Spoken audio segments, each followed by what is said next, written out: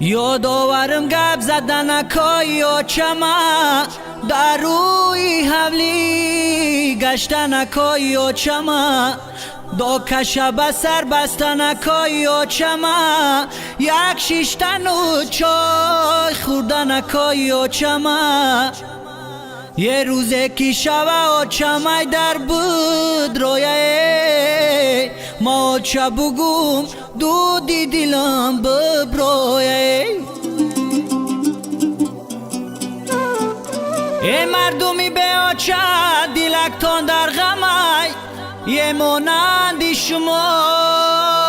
دلی ما هم پرالمای ای سری بلند مای برای او خمای یک عمر کنم ناله ای برای او کمای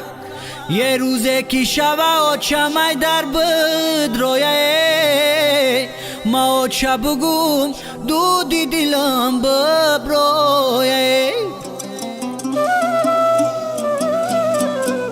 ما آچه بگم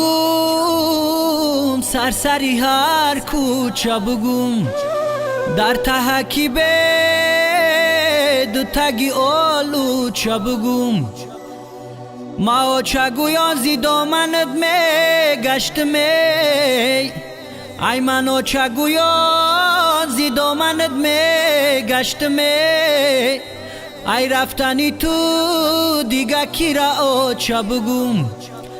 ای رفتنی تو دیگه کی را آچه بگم آچه ای لختی جیگرم افسوس کی نیستی در برم از روزی رفتنی تو دیگه کی را آچه بگم سرسری هر کوچه بگم ای آچه ای جان جانو دلم بر تو ادا عجب شیرینه نامی آچم بسدا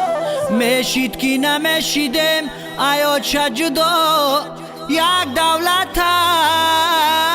ای آچه داری بر شاه گدا بودو جان و جیگرم چون تاج بر سرم ستونی خانه و درم مادرم یه حولی کلان جایی گشتی آچمه با آوازی شیرینش میگفت بچمه ای در بیدرم جایی گشتی آچمه صد ناله کنم در کجایی آچمه